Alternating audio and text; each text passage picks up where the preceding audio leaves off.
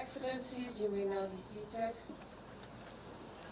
It is now my distinct honor to invite His Excellency President Uhuru Kenyatta to expound on his vision for a just and peaceful, prosperous world.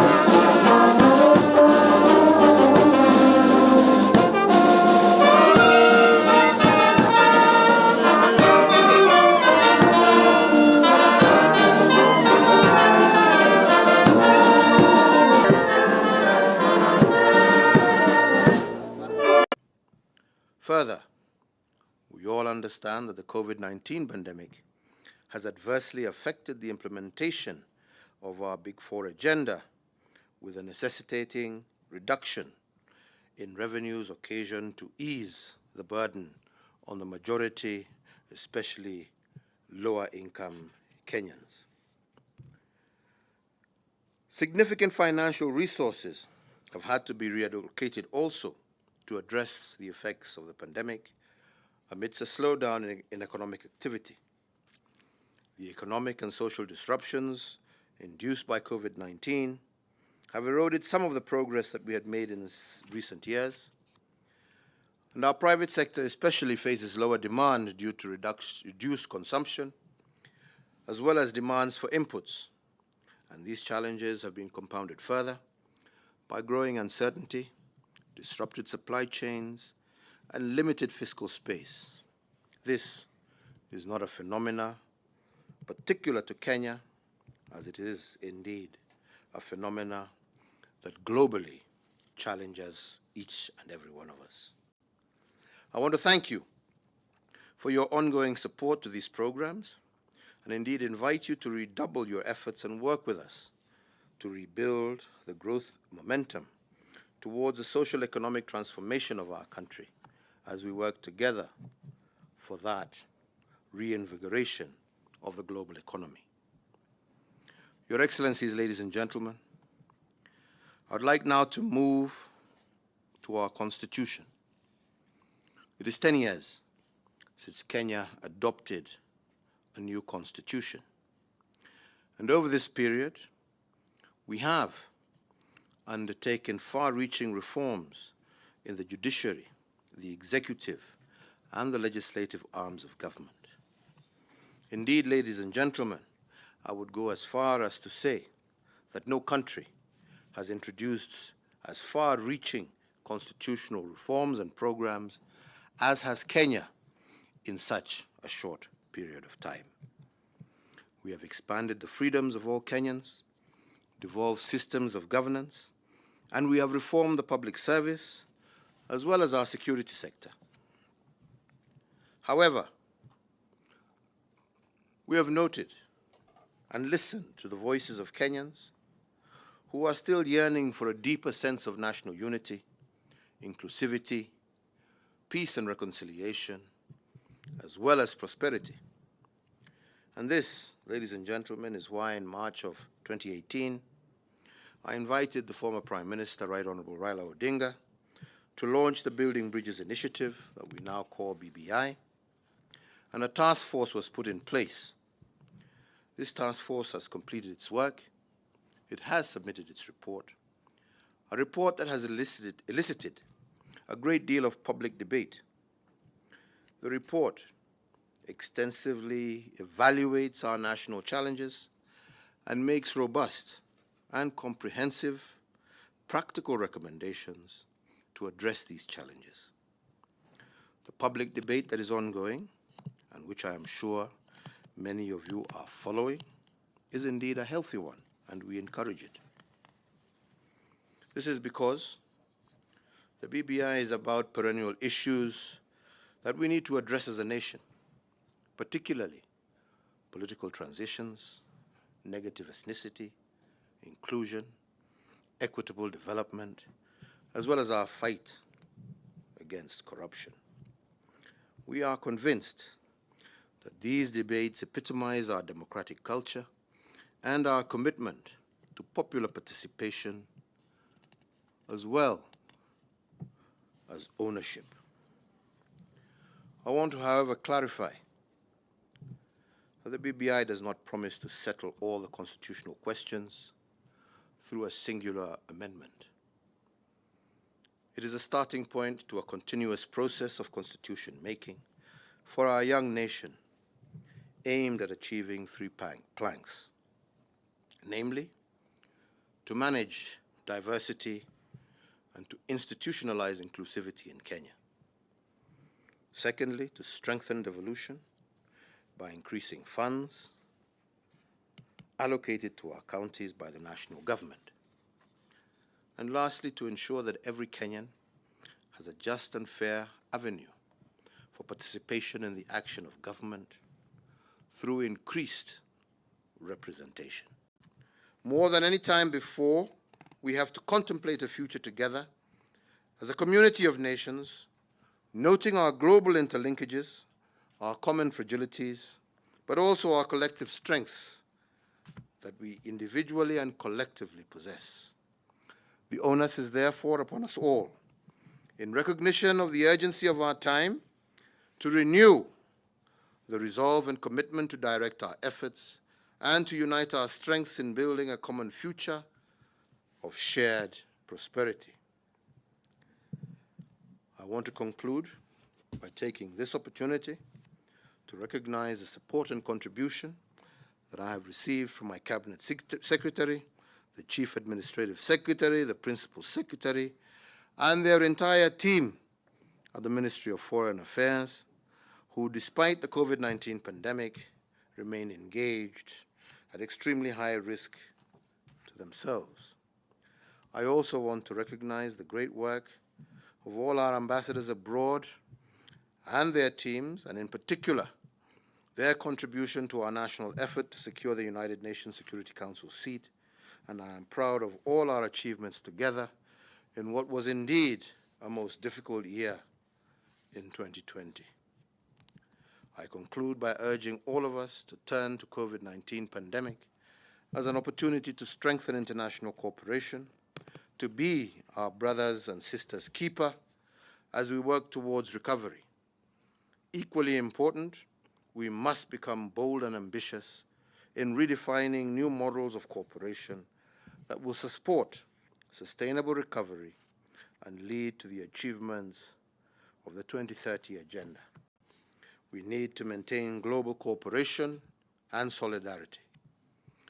As we pull ourselves out of this pandemic, it will be important to ensure that we vaccinate all vulnerable groups as a matter of urgency, and that we resist the temptation to hoard vaccines.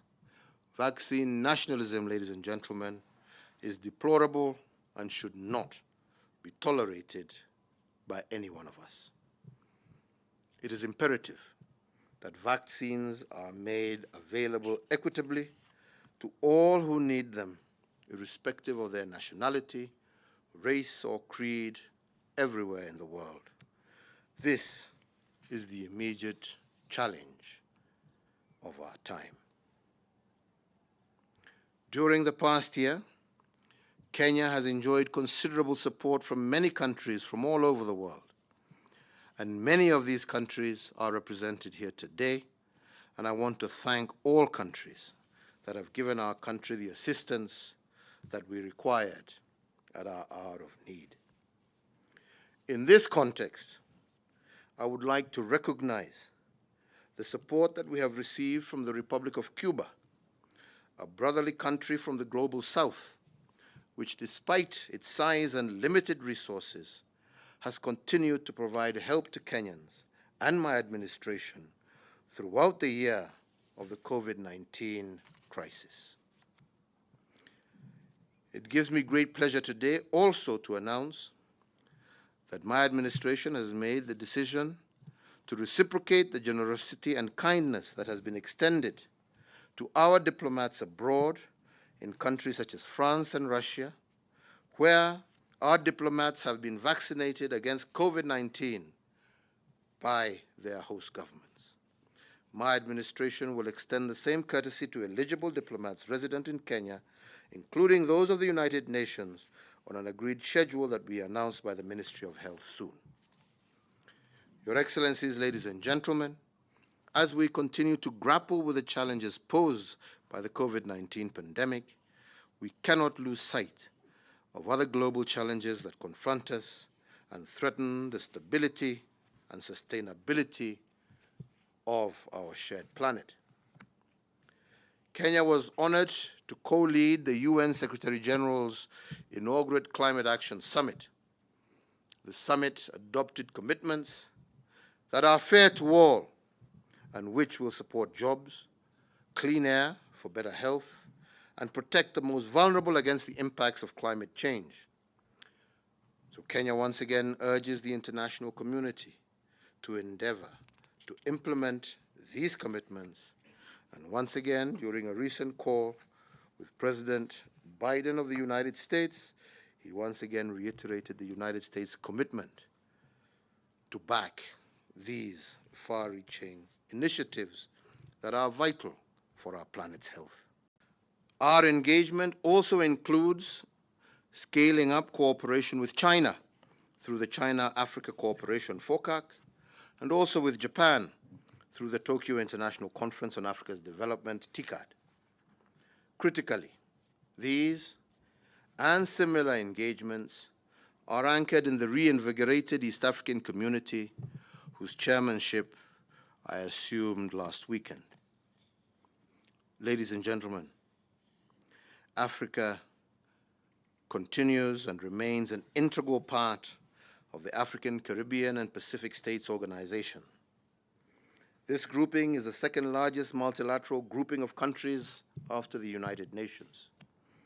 It networks developing countries in special and meaningful ways to deal with development challenges such as sustainable development, climate change, as well as pandemics. This was the context in which last year I convened and chaired, as the President in Office of the organization, the first ever intersessional virtual summit at the height of the COVID-19 pandemic. Further, Your Excellencies, as you all know, Kenya remains a steadfast advocate for multilateralism as well as a rule-based global order. Kenya has been a force for good globally and has made an outsized contribution to global affairs, such as the development of the Sustainable Development Goals and the United Nations 2030 Agenda, all of which saw the recognition of our Ambassador Macharia Kamau by the Secretary General for the role that he in particular played in seeing these development goals achieved or implemented and adopted.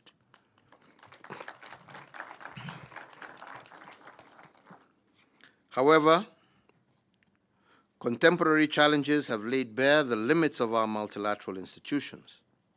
Transactional politics, zero-sum global politics, protectionism, unilateral sanctions, treaty withdrawals, and even military and economic coercion has impeded multilateralism. These conditions are worsened by transnational organized crimes, terrorism, as well as cybersecurity threats. This, I believe, necessitates an urgent re-engineering of the global order in a manner that not only addresses contemporary concerns, but also meets the hopes and aspirations of all people in the present as well as in future generations. We have useful post-COVID-19 lessons to draw from as we re-engineer the global order.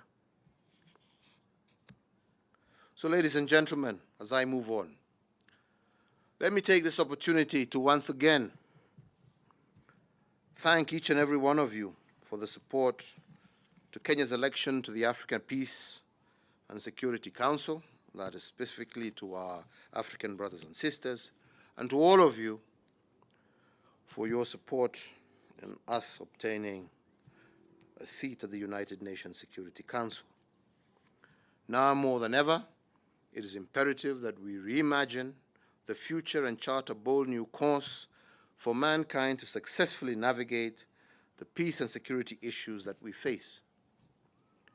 It is this singular commitment that drives Kenya's membership at the United Nations General Assembly and its subsidiary bodies, as well as Kenya's tenure at the United Nations Security Council, and also during our tenure at the African Union Peace and Security Council. Our contribution at the United Nations Security Council, and indeed across all multilateral fora, is anchored in an enduring hope and the firm belief that together we can indeed create a better world. The seemingly intractable challenges to peace, security, and development that confronts us today are an opportunity to introspect. Our differences, I believe, are an opportunity to negotiate innovative engagements which secure peace and prosperity for all. Kenya will continue to work closely with all member states to ensure that the United Nations Security Council discharges its mandate in an inclusive, responsive, as well as a consultative manner. As a member of the African Union Peace and Security Council, Kenya will build bridges between the two bodies in working towards greater peace, stability, and prosperity of our African continent. Your Excellencies, ladies and gentlemen, the COVID-19 pandemic notwithstanding, Kenya has maintained critical contacts throughout the last year. And since January 2020, I have had the pleasure to visit France, Italy, the Vatican, the United Kingdom, as well as the United States. I have also hosted the heads of state and government from Ethiopia, Germany, Somaliland, as well as delegations from Algeria, Japan, Nicaragua, Saudi Arabia, and the United Kingdom, amongst others.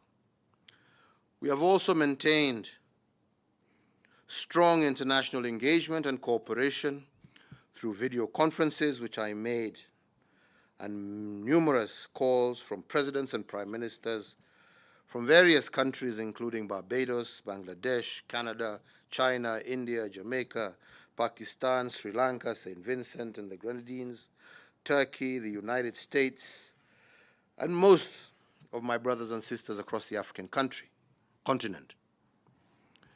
These efforts serve to not only deepen the excellent ties between our countries, but also sought to help build global consensus on issues of mutual interest.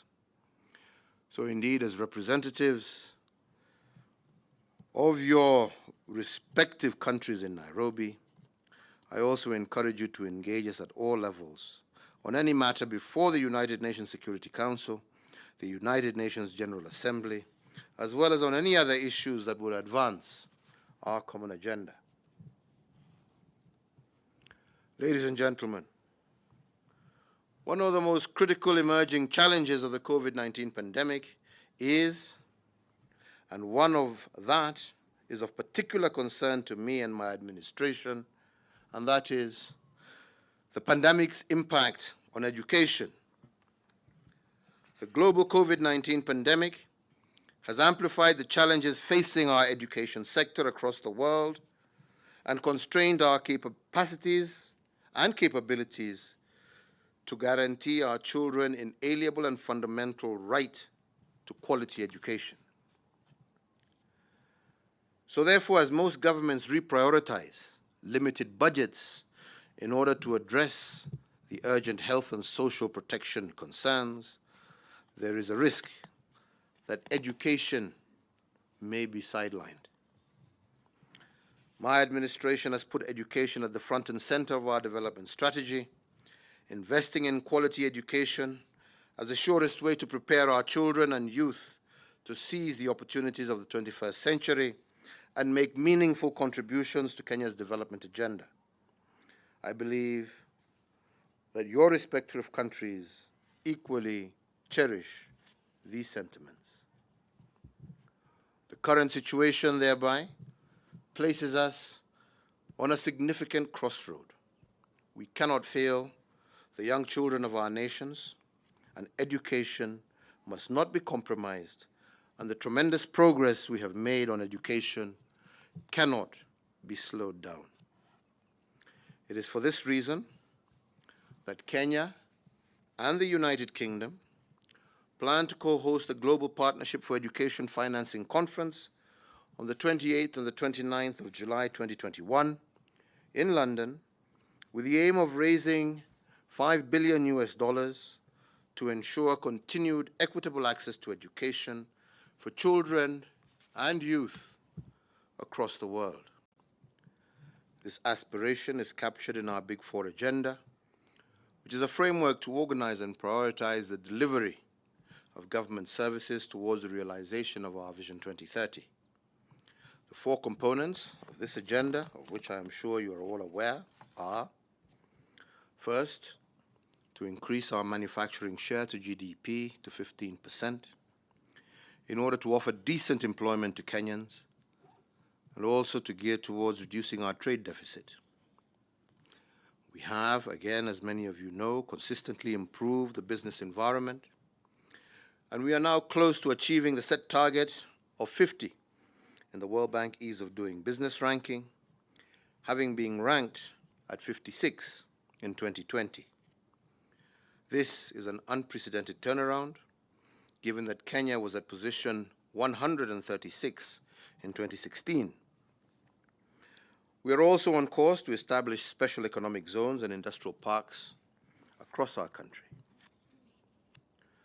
The second, which is dearest to my heart, is the realization of universal access to healthcare.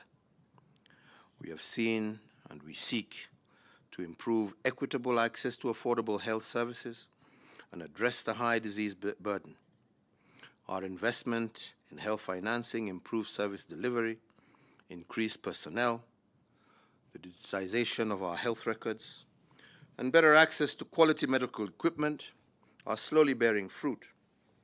And we are now, currently in this year, rolling out the Universal Healthcare Program across the country.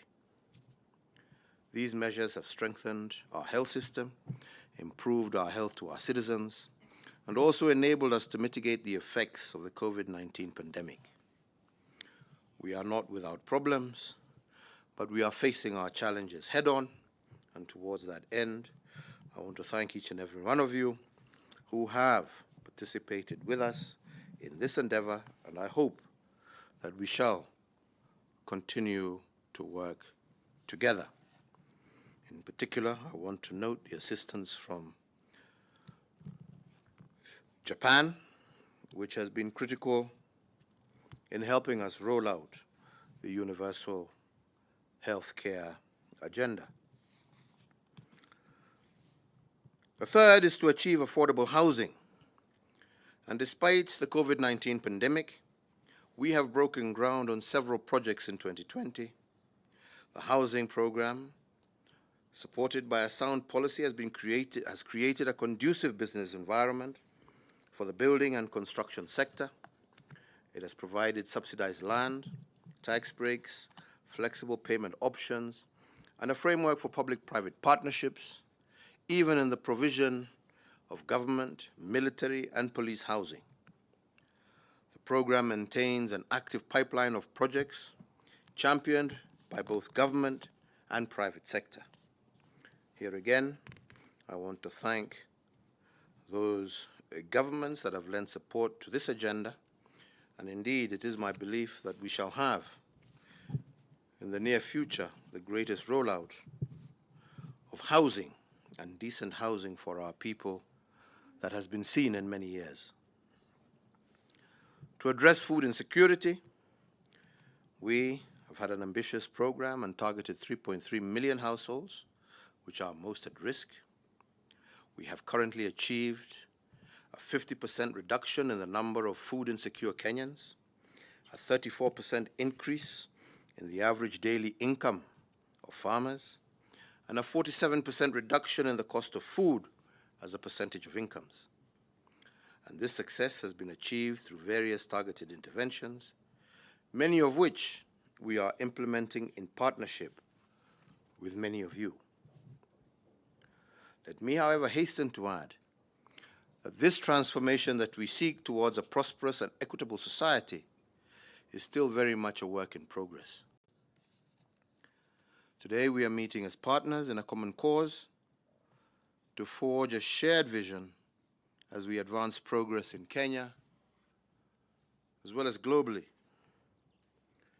And indeed, to quote John F. Kennedy, and I quote, "History has made us friends, economics has made us partners, and necessity has made us allies," end of quote. And as friends and partners, as well as allies, we are more successful, I believe, when we understand each other's visions, as well as our aspirations, and we work together to fulfill it. The purpose of this briefing, as the Minister has just foresaid, is to appraise you on key issues and developments in Kenya and the region, as well as to expound Kenya's position on global issues of mutual interest, forging this shared understanding in a particularly crucial time when our world faces major realignments as well as disruptions. This is our first such meeting and first such address, and it is indeed my hope that from here henceforth it shall be an annual event. Excellencies, ladies and gentlemen, there is no question that Kenya is an open and democratic society, and our strong democratic credentials extend beyond our domestic context to the global sphere. They inform our foreign policy and underpin our commitment to maintain regular engagements with you, the diplomatic corps, and these interactions typify our commitment to foster greater understanding, deepen our partnerships, and leverage opportunities for our common good. Securing our interdependent future depends on us growing our respective economies, further deepening the democratization of our governance, ensuring the equitable distribution of resources, as well as managing our diversity at home, as well as also maintaining our global ecological balance. This, ladies and gentlemen, is our agenda here in Kenya. This transformative agenda is anchored in the aspirations of our Kenya Vision 2030, which serves as a vehicle for accelerating transformation of our country into a rapidly industrializing, prosperous middle-income nation by the year 2030. So, ladies and gentlemen, 7 years into my term as president, I have focused on an agenda to build a united country with a fast-growing economy, where wealth is created, where prosperity is shared fairly amongst all our citizens. And this entails creating more and decent jobs, raising living standards of every Kenyan, ending inequality, and lifting more Kenyans out of poverty. In the coming days, we will be extending an invitation to your respective governments to participate and support this initiative, and your valued participation will make a lasting statement to the children of the world that despite the challenges of our time, we are not willing to compromise on their future. I also wish to thank the United Nations for the establishment of the Generation Unlimited Initiative. This multi-stakeholder global alliance aims to ensure that young people between the ages of 10 and 24 are either in education, training, or employment by 2020. Indeed, as a global leader for Gen U, I invite you to embrace this path-breaking program and support Kenya to develop sustainable pathways for nurturing and preparing our young people for the future. Continuing Excellencies, in spite of the loss and disruption, as well as the upheavals caused by COVID-19, new opportunities and important lessons have emerged. The pandemic has strengthened our resolve to find innovative solutions and validated our homegrown answers to global challenges. It has spurred industry, research, and innovation at a pace unforeseen in past years. These developments have inspired renewed confidence across the world as well as our continent, and will continue to enhance our contribution and participation. In this regard, I am particularly proud to have had the opportunity to serve as a member of the Bureau of the Chairperson of the African Union under the leadership of Cyril Ramaphosa. And in the Bureau, we were able for the very first time on the African continent to coordinate strategic and innovative African solutions to the challenges we faced with the COVID-19 pandemic on the continent. We also engage international partners, including the World Health Organization, all who helped us in confronting the pandemic. At this critical phase of the pandemic, therefore, we must continue to work together, or, as has been stated, we shall fail together. Kenya remains an anchor for regional peace and security. Our contribution to peace and security is inspired by an understanding that conflicts are rarely isolated occurrences, confined within national borders, and their effects are often regional as well as global. We recognize that Kenya's fate is intricately intertwined with that of our neighbors. Unfortunately, as is well known to all of you, our region remains in a state of constant flux, with volatility triggered by security challenges as well as climate change-induced vulnerabilities. Therefore, the COVID-19 pandemic which struck early last year, has hit the Horn of Africa region that was already grappling with the largest locust invasion in recent years, as well as wide-scale flooding, which, in many instances, has occasioned massive displacement, loss of lives, livelihoods, and now our region is facing a looming threat of famine. Further, the region has been a theater of geopolitical competition, unfortunately from extra-regional interests. This, compounded with the threat posed by terrorism, remains real, despite the positive strides made in curbing the scourge of terrorism. All these factors compound an already dire human situation or humanitarian situation, and combined, they continue to test our resolve to achieve shared prosperity for our region. But there is also some good news. There are several positive developments also, which I invite all of you to note and to continue to support. In South Sudan, despite the challenges that are known to all of us, the peace process remains on course, and the progress made in tackling key contentious issues, we must say, is laudable, and in particular the recent steps towards completing the formation of the transitional government of national unity at the state and local government levels, including finally the appointment of the governor of the Upper Nile. However, the establishment of the Transitional National Legislative Assembly remains a critical imperative.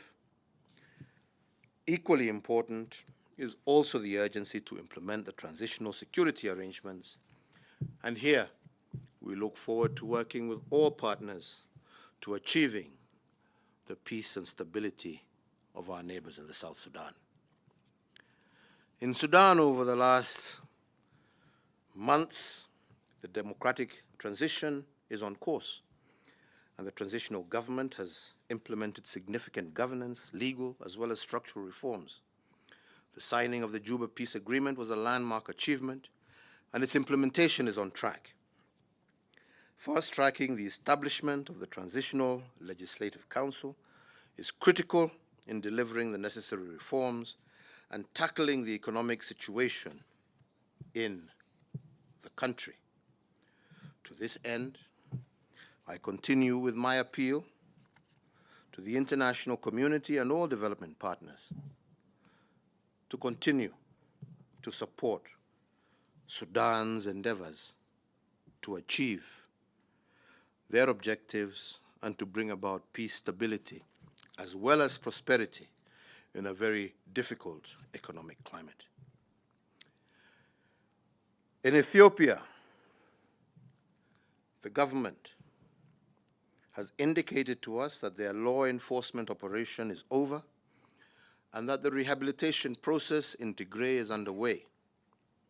Kenya, as a brotherly country to Ethiopia, will continue to encourage efforts to, one, provide information on any excesses by either side that may have been committed, as well as endeavor to hasten the much-needed humanitarian assistance to that troubled part of Ethiopia.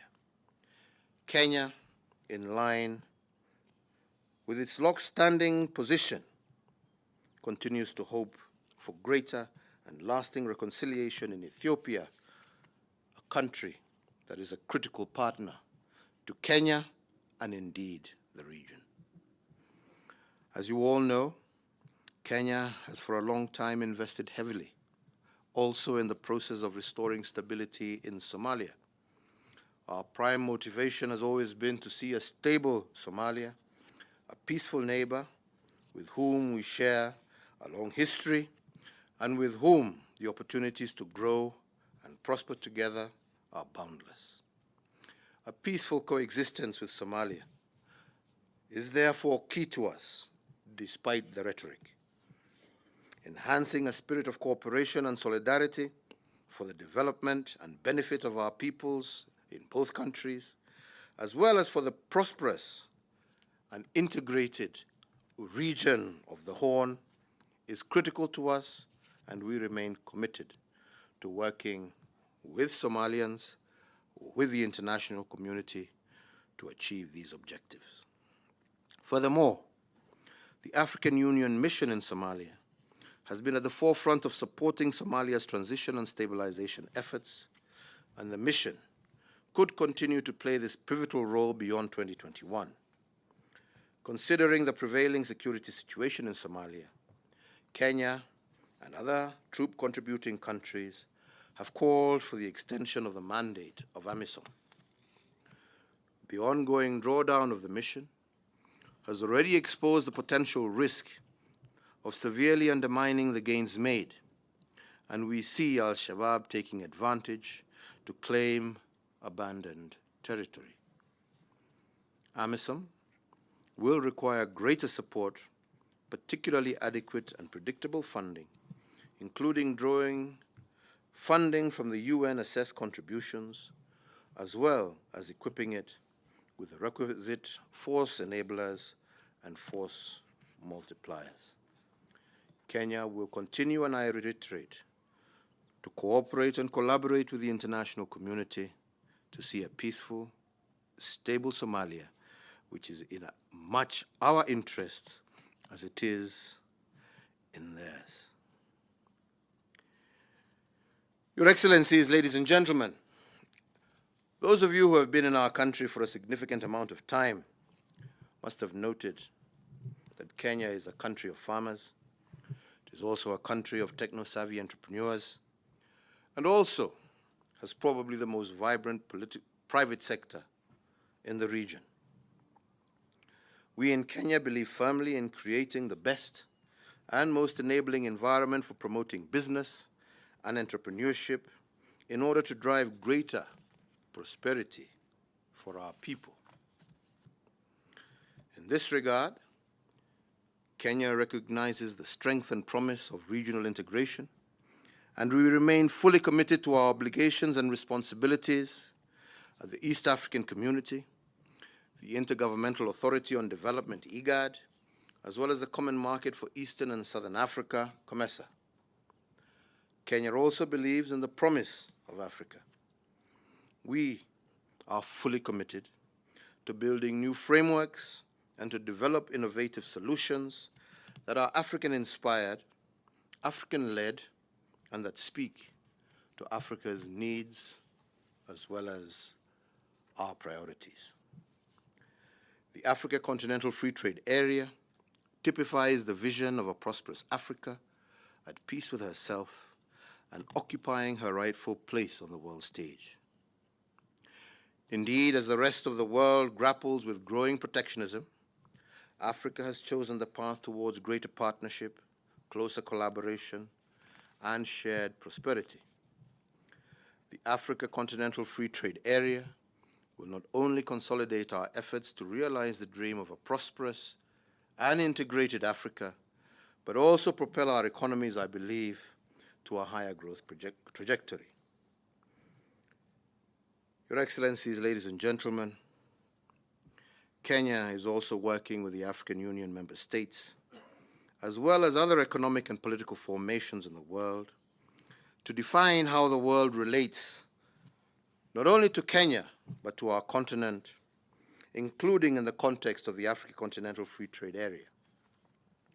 For Kenya, key pillars of this realignment involves reinvigorated and dynamic engagements with the United States of America through the Africa Growth and Opportunity Act, as well as our continued engagement with the prospective free trade agreement. And with the European Union also through the economic partnership agreements, and also with the United Kingdom through